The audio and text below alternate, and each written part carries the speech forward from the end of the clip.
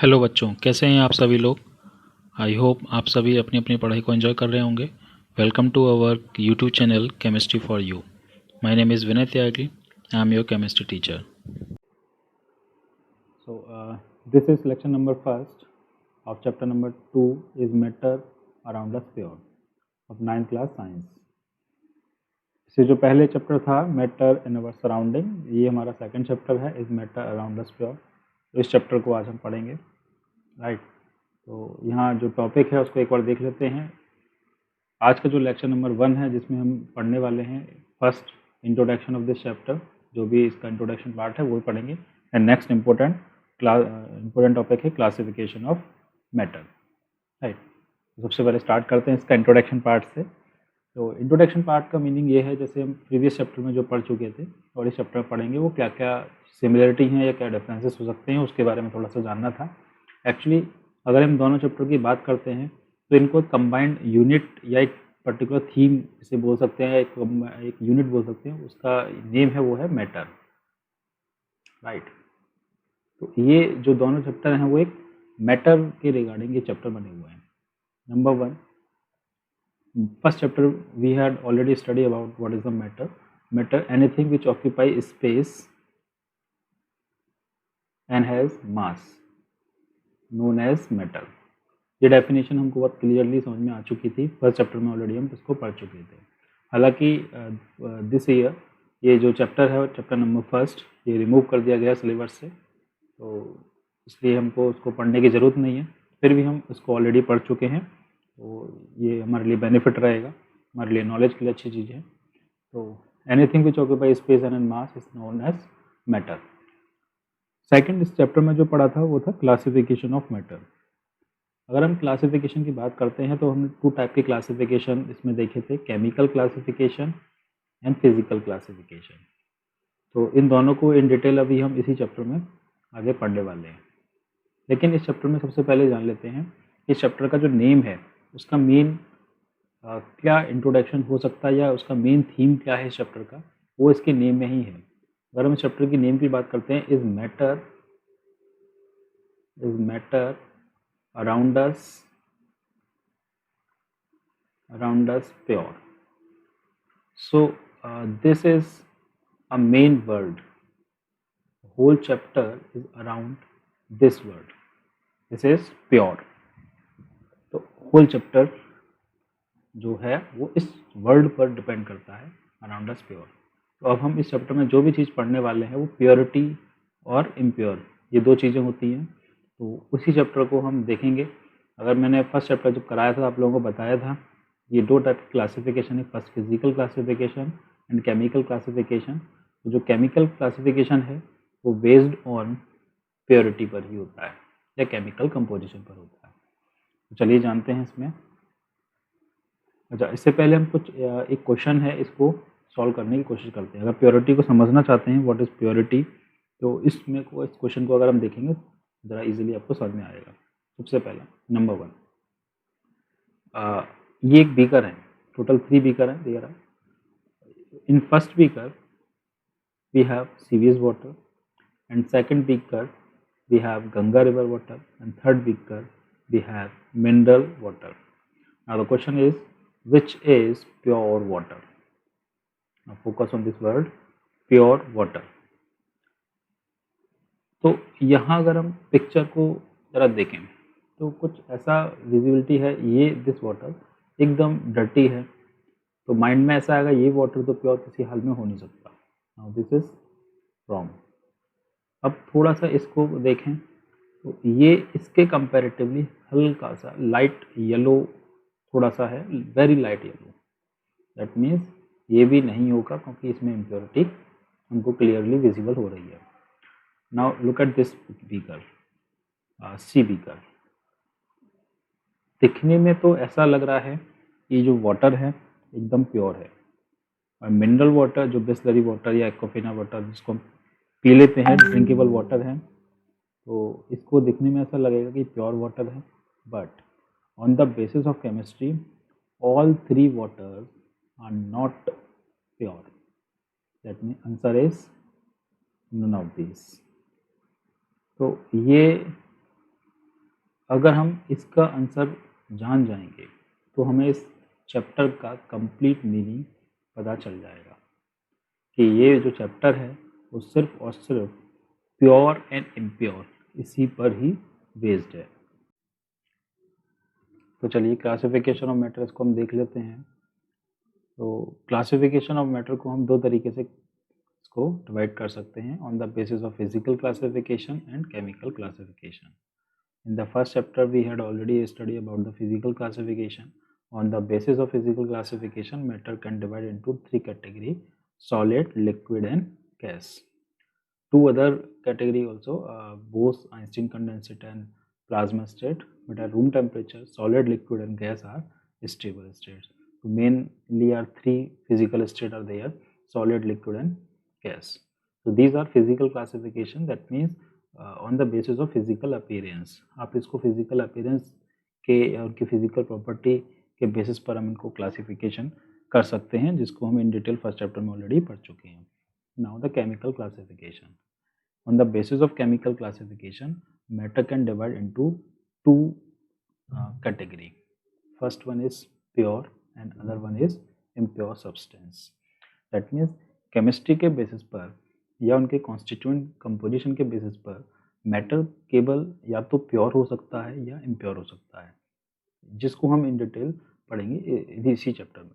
तो chapter number second है, इसको इन डिटेल स्टडी पढ़ेंगे। तो इन चीज़ को ध्यान रखिएगा। On the basis of chemical classification, matter can divide into two subcategory, that is pure and impure substance. Now, chemical classification. So, what is the chemical, on the basis of chemical classification, pure substance and impure substance. Now, what is pure? Pure means substance which contain only one type of particle. This is main word. Remember this word, one type of particles. मतलब एक ऐसा substance जिसमें सिर्फ और सिर्फ एक ही type के पार्टिकल्स होंगे, known as pure substance. Now impure substance, the particle which contain more than one type of particle. एक ऐसा सब्सटेंस जिसमें एक से ज़्यादा टाइप के पार्टिकल्स प्रेजेंट होंगे, उनको हम कहा जाएगा इम्प्योर सब्सटेंस.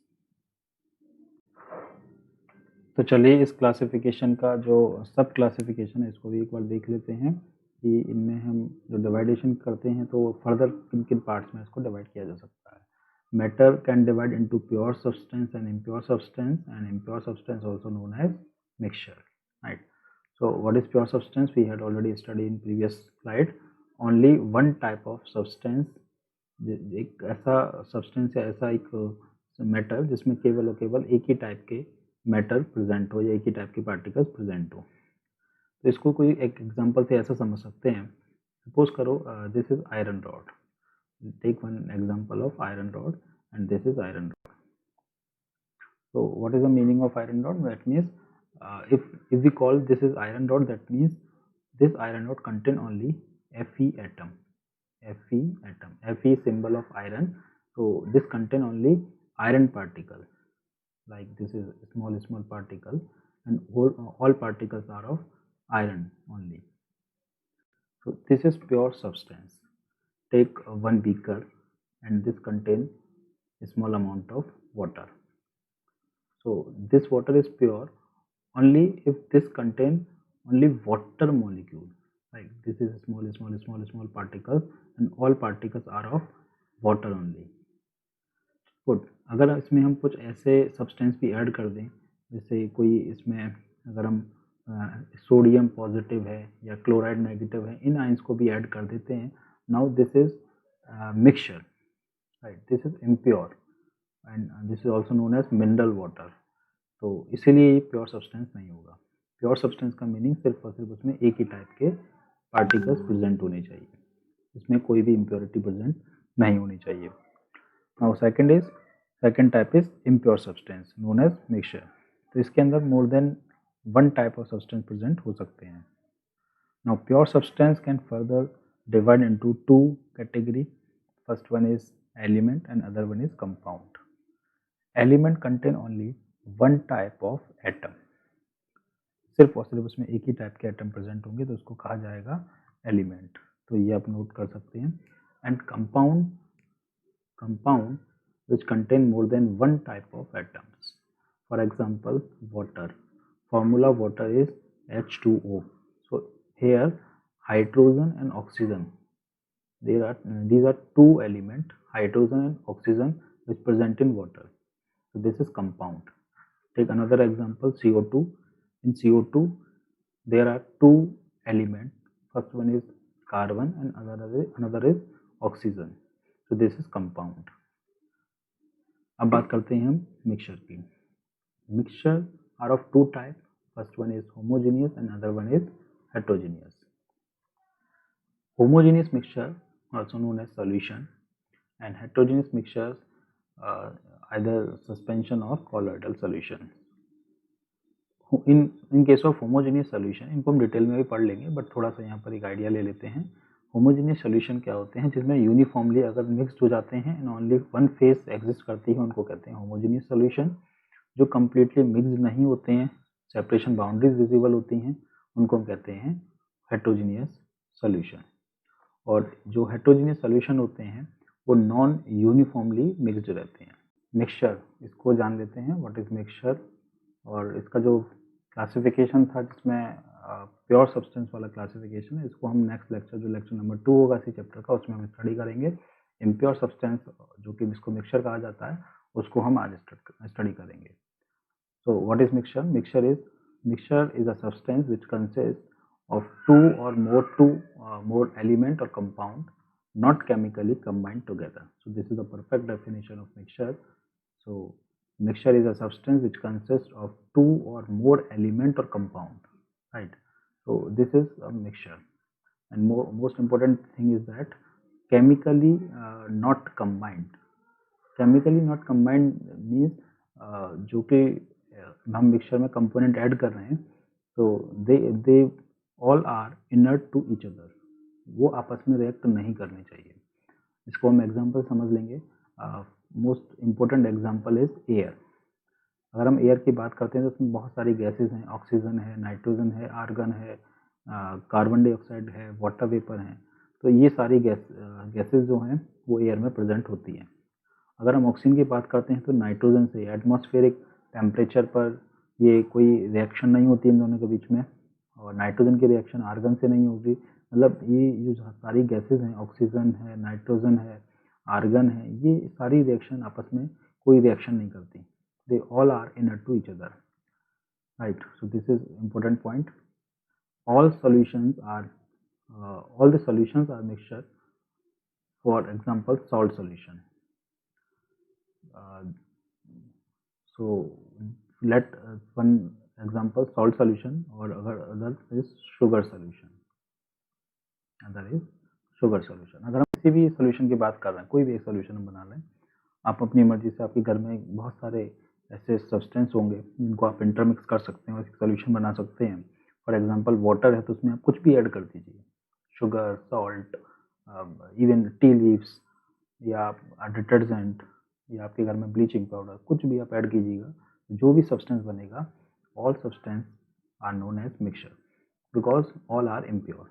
क्योंकि एक वाटर जो प्योर सब्सटेंस था, ये वाटर है सपोज करो, इस वाटर में आप कुछ ना कुछ ऐड जब करेंगे, दैट मीन्स आपने मिक्सिंग कर दिया किसी अदर सब्सटेंस का। ये जो अदर सब्सटेंस आप ऐड करोगे, जिसकी वजह से क्या हो जाएगा, इम्प्योर हो जाएगा। All solutions are known as mixtures. There are two type of mixture. Number one, homogeneous and heterogeneous. So first we will study about the homogeneous mixture.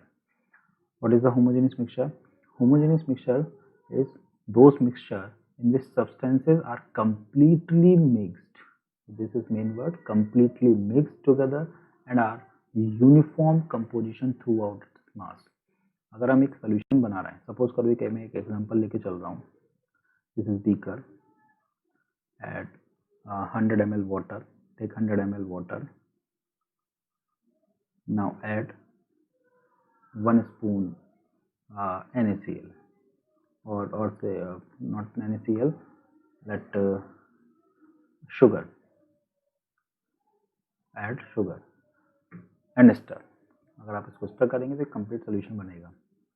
अब आप क्या कीजिएगा, जब शुगर हम ऐड करेंगे, डिसॉल्व करेंगे, तो स्टार्टिंग में तो शुगर आपको एक क्रिस्टल के फॉर्म में बीच में यहाँ पर शो करेगी, लेकिन जैसे जैसे डिजोल्व करेंगे तो आप देखिएगा ये जो शुगर है कम्प्लीटली डिसअपेयर हो जाएगी और एक कंप्लीट सोल्यूशन में क्या है, एक हमारा एक सोल्यूशन बन जाएगा कम्प्लीटली।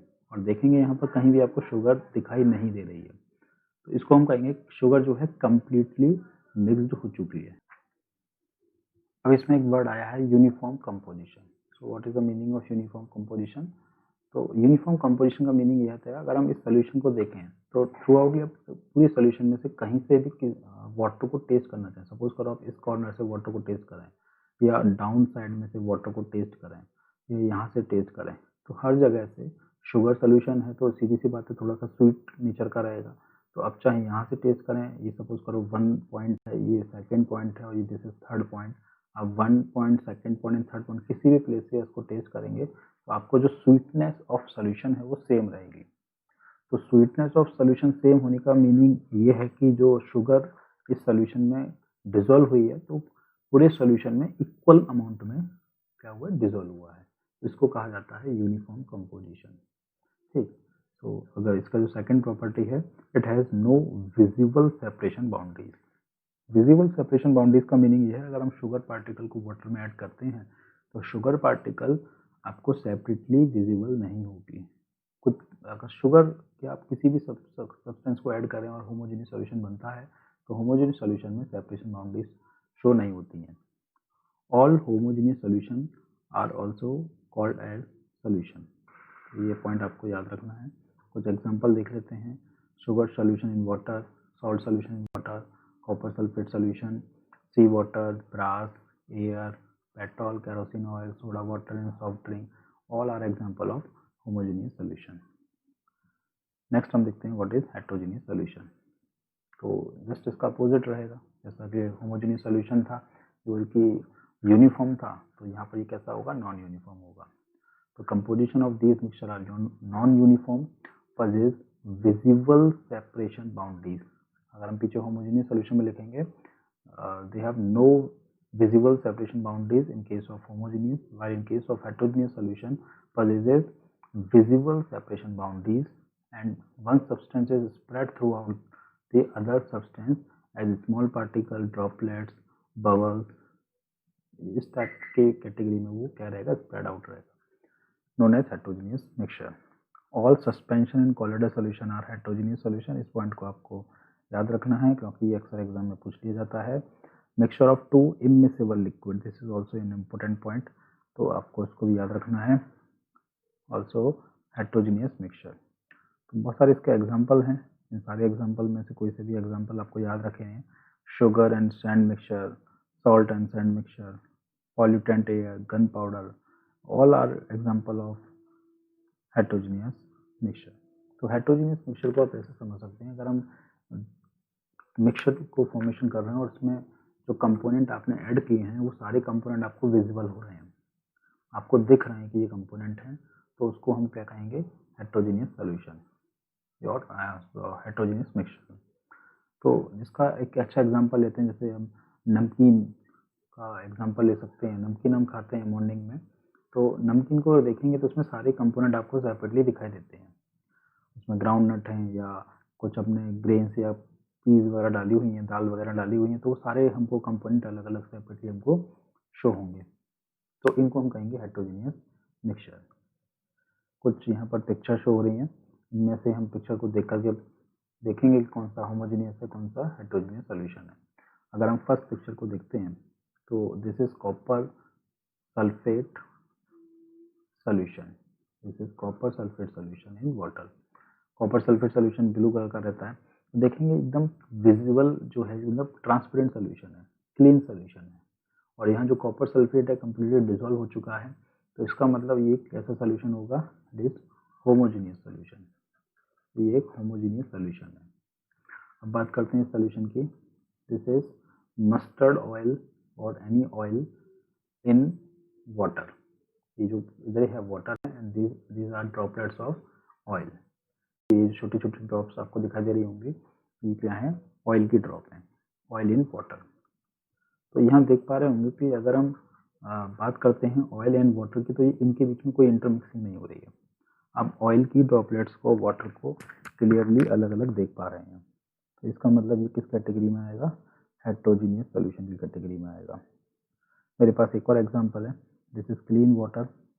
अभी इसमें हमने क्या किया? चॉक पाउडर ऐड किया। चॉक पाउडर ऐड करने के बाद ये इस टाइप के सोल्यूशन में कन्वर्ट हुआ। तो देख सकेंगे यहाँ पर जो है वाइट टर्बिडिटी आ चुकी है। ये सोल्यूशन क्या है? क्लीन नहीं है।